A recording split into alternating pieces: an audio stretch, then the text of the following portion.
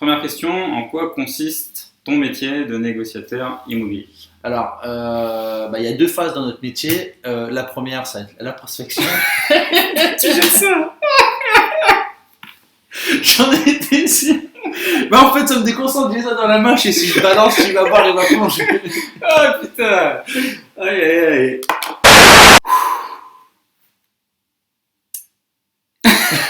Allez, allez c'est parti! Attends. Sérieux. Salut Julien! Salut Julien, est-ce que tu peux arrêter de rigoler? Ouais, vas-y. Est-ce que tu... Présente-toi, putain! Ah, Non, sérieux. Ouais. Salut Julien, est-ce que tu peux te présenter et nous dire qui tu es, qu'est-ce que tu fais, enfin tout ça.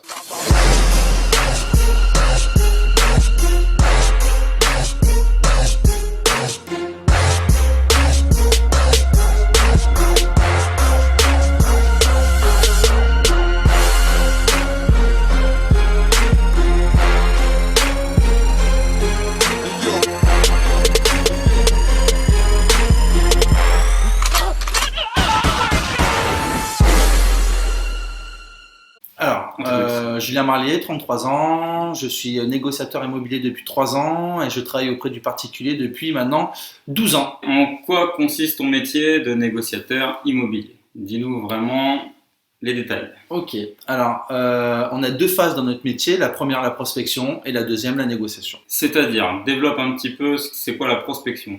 Alors la prospection, ça va être de trouver des produits à vendre, donc des produits qui se vendent tant qu'à faire plutôt bien.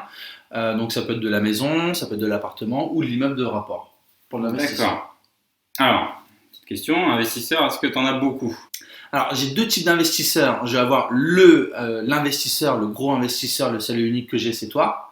Et après, on va avoir l'investisseur lambda, donc ça va être la personne qui va venir avec ses économies ou va vouloir Qui faire fait un premier coup. Voilà, c'est ça. Par rapport à ça, comment ça se passe avec eux? Alors, comment ça se passe? Le premier investisseur, donc l'investisseur lambda, ça va être à moi de les guider. Ouais. Donc, ils vont venir, ils vont me dire, bon, voilà, monsieur Marlier, j'ai un budget de temps, j'ai 50 000 euros à investir. D'accord. Donc là, c'est moi qui les guide sur un produit. Ouais.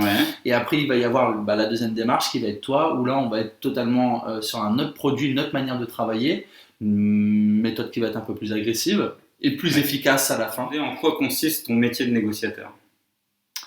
Alors, réellement, mon métier consiste à trouver des gens qui souhaitent vendre et répondre à leurs demandes et en parallèle de répondre à une demande d'acquéreurs qui souhaitent acheter. D'accord. Il va falloir que je trouve ça. Alors ça consiste en tout quoi? Ça va déjà en amont, la prospection, voilà, sur différents supports. Ça va être de la prospection pure dans le dur, ce qu'on appelle du porte-à-porte, du démarchage, des enquêtes de voisinage. Ensuite, on va avoir des outils comme Internet, où là, on va plutôt être sur une démarche de phoning. Et après, la prospection ou de l'accueil client en agence, où là, on va récupérer donc des acquéreurs, des vendeurs, pardon, et voilà. Pour qui tu travailles? Est-ce que c'est pour celui qui achète ou pour celui qui vend? Alors, ma réponse, ça va être assez complexe dans le sens où, logiquement, je suis censé travailler à 50-50, aussi bien pour les vendeurs que pour les acquéreurs. Maintenant, il y a un aspect humain qui fait que des moments, j'aurais plus tendance à travailler pour le vendeur et d'autres moments, par exemple avec toi, plus avec l'acquéreur. On va prendre un exemple. Quelqu'un fait son premier investissement. Oui. Il vient te voir. Tu as dit tout à l'heure que tu les aiguillais. C'est ça. Tu les amènes à trouver quelque chose par rapport à leur budget. C'est ça. La personne qui va venir te voir a déjà son calcul. C'est ça. Il vient avec son calcul, il voit un bien qui est 30% au-dessus de la valeur marchande et surtout ça ne rentre pas en règle avec son rendement. Okay. Qu'est-ce qu'il doit te dire à toi pour que tu passes son offre au prix qui sera bon pour son calcul à lui? Est-ce que tu vois ce que je veux dire? Alors, je comprends. Je comprends tout à fait ce que tu veux dire. Le problème étant, c'est qu'en face, on a un négociateur. Ça reste un être humain. C'est quelqu'un avec ses qualités, ses défauts. Avec tout ce que ça comporte. Ce que je veux dire par là, c'est qu'aujourd'hui, tu prends par exemple avec moi, je suis joueur. Mhm. Je suis quelqu'un de très joueur. Mon métier, c'est un jeu. On joue beaucoup. C'est vrai qu'on joue beaucoup. Alors, des fois, on gagne, des fois, tu Ouais. gagnes, des fois, je perds, des fois, on gagne ensemble. Mhm. Voilà, donc c'est assez particulier. Le truc, c'est que, qu'est-ce qu'il doit me dire? Il faut surtout qu'il me prouve qu'il est acheteur, Ouais, qui va aller au bout. qu'il va aller au bout. Si je sens Ouais. qu'il est vraiment motivé par l'achat, je vais me battre pour lui. Si je sens que c'est moitié-moitié, qu'il est un peu hésitant et tout, bah, j'ai pas trop envie de prendre des coups de bâton pour rien, quoi. Donc, je suis Ouais. prêt à prendre des coups de bâton, je suis prêt à aller au charbon pour toi, Mhm. pour l'acquéreur, si seulement je le sens vraiment motivé. Voilà. Après, il y a peut-être quand même une logique à respecter. Le primo-investisseur va pas se positionner sur un bien qui a 200 000 pour en proposer 20. Déjà pour commencer. On est d'accord. Ouais, Voilà. Donc après, il y a déjà tout un travail de recherche que toi, tu peux faire avec eux. c'est ça. Donc de les aiguiller plutôt sur des petits achats. Mhm. Bon, ça va être de 25, 30 en prix de départ à jusqu'à mon avis 80, 90 maxi. D'accord. Alors là, on parle des prix aussi qui sont dans notre ville. C'est vraiment un C'est marché ça. qui est très bas avec voilà, des prix au mètre carré vraiment, vraiment bas, ce qui fait qu'on peut investir sur notre ville de manière assez simple. On va partir sur un autre domaine où tu vas pouvoir aiguiller les gens. Qu'est-ce que toi, tu peux dire aux gens qui sont amenés à faire un achat-revente Oui. ou même une vente simple sur leur bien, que ce soit un appartement, une maison ou quoi que ce soit? Qu'est-ce que tu peux leur dire pour bien le vendre et vendre au prix? Alors, déjà, tu viens de dire une chose qui est très importante, c'est vendre au prix. On aura du mal à vendre au-dessus de la valeur réelle du marché. Hormis si on a un bien d'exception avec des critères d'exception. Je veux dire, par exemple, dans notre ville, en hypercentre, on Ouais. peut se permettre de vendre un appartement au-delà de la valeur réelle du marché s'il y a un ascenseur. Ouais. En hypercentre. Voilà, c'est un des Bien sûr. critères. Mais en règle générale, voilà, il y a un prix de base, il faut être au bon prix. D'accord. Première chose, c'est très important, chaque vente se résumera à une chose, c'est le prix. Deuxième chose, Pas facile de mettre les gens au bon prix. c'est pas facile, il faut surtout leur faire entendre raison, mais si en amont ils ont acheté au bon prix, Ouais, ils ne pourront que revendre facilement au bon prix. exactement. Deuxième chose, c'est de répondre à une demande. Mhm. Si la demande elle est actuellement sur des produits sans travaux, propres, c'est ce qu'il faut vendre. Donc, D'accord. si je peux me permettre, achat-revente, on achète au bon prix. Deuxième chose, première chose. Seconde chose, c'est revendre un produit sans travaux, avec au goût du jour. D'accord. Tu conseilles ce qu'on appelle le staging, quoi. C'est ni plus ni moins. Ouais. Ni plus ni moins.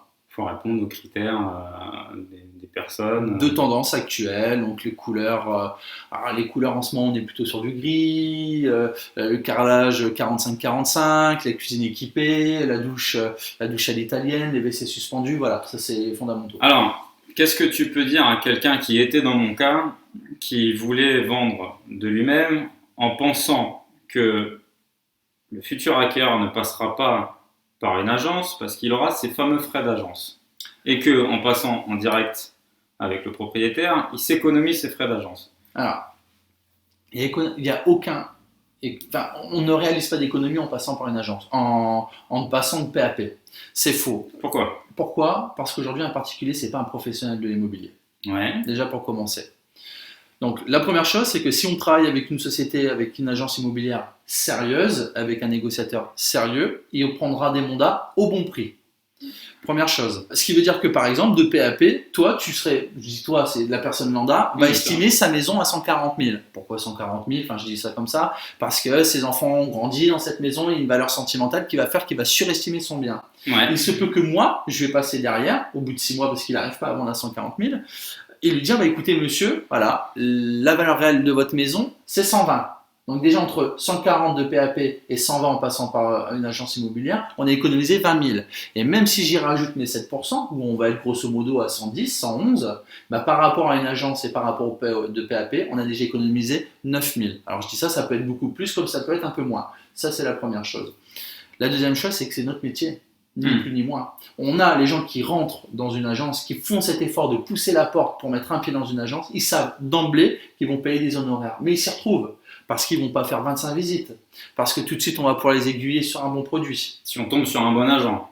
Si on tombe sur un bon agent, c'est toujours sous ceci. Qu'est-ce que tu conseilles, toi, pour quelqu'un qui vend sa maison? Est-ce que tu lui conseilles même si je connais déjà la réponse, mais pour dire aux gens, est-ce que tu leur conseilles de mettre exclusivement dans ton agence ou de la mettre un peu partout et de la vendre aussi de PAP? Alors, aujourd'hui, on a pu s'apercevoir, et de toute manière c'est comme ça depuis bien longtemps, que les biens qui sont en exclusivité se vendent plus facilement. Voilà. Alors, parce que ça, c'est pas une stratégie marketing pour te dire, viens, je garde le mandat et machin. Du tout. Alors pourquoi? Parce que moi, je vais me battre sur l'exclusivité à partir du moment où j'ai en face de moi des vendeurs où on est en phase. Voilà, on travaille ensemble. Je ne travaille pas contre le vendeur, je ne travaille pas contre l'acquéreur, je travaille avec eux. D'accord. Ce que je veux dire par là, c'est que si demain je viens chez toi, tu me dis, moi ma maison elle en vaut 180, je t'explique et que je te prouve par A plus B qu'on est à 140 et que tu me donnes ta confiance, donc tu me confies ta maison à 140, c'est que j'ai bien fait mon travail, donc j'estime que j'ai un bon mandat en face. Ouais. Sauf que j'ai pas envie que mon travail bénéficie à une autre agence. Donc là, je vais y mettre mon exclusivité, j'ai pris le bon mandat au bon prix, il n'y a aucune raison que ça ne se vende pas rapidement. L'exclusivité est faite en règle générale, quand il y a un vrai travail entre le vendeur et le négociateur. Donc ça se vend facilement. Plus facilement qu'un mandat simple. Je vais moins me battre sur un mandat simple que sur un mandat en exclusivité. C'est plus que logique. Ça donne un gage de confiance au futur acquéreur aussi de passer par l'agence quand, je le rappelle, l'agence fait vraiment bien son métier. Voilà, il y aura aussi ça à prendre en compte, il faut trouver le bon. C'est ça. Comment on trouve un bon agent immobilier? Alors, déjà, le bon agent immobilier, c'est quelqu'un d'honnête. Ouais, voilà. C'est difficile à dire ça, parce que les gens, investisseurs, tout ce qui a trait avec l'immobilier, avec les grosses sommes, avec de l'argent, avec toutes ces choses-là, on est confronté quand même avec un regard vis-à-vis de nous. Enfin, moi, je le sais, vis-à-vis de moi, ou toi peut-être, parce que tu es dans une liaison commerciale où les gens ont un a priori. Ah. Tu m'enlèves le mot de la bouche, a priori. Ouais. C'est ça, c'est les a priori.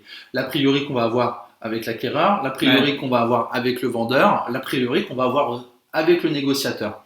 Donc le but du jeu, c'est va falloir assez rapidement casser ces barrières-là et enlever ces a priori. Après, le bon négociateur, c'est quelqu'un qui va prendre part à la recherche de l'acquéreur. Donc qui ne va pas avoir peur de dire la vérité à l'acquéreur.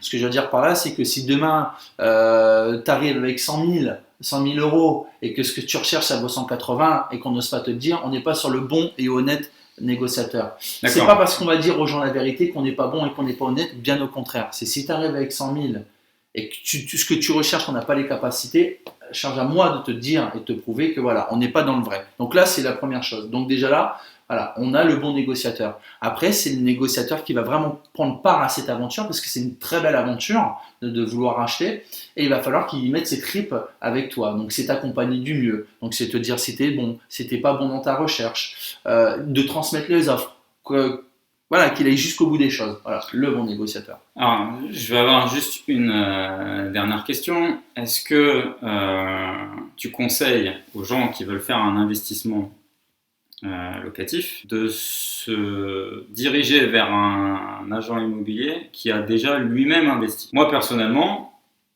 bon, toi tu as déjà fait un achat-revente qui est en cours, tu as compris la démarche que j'avais. J'ai mis un peu de temps à comprendre et à partir du moment où je l'ai assimilé, je l'ai validé, j'étais tout à fait en phase avec toi. Par contre, moi je suis tombé sur des agents immobiliers qui n'ont jamais investi.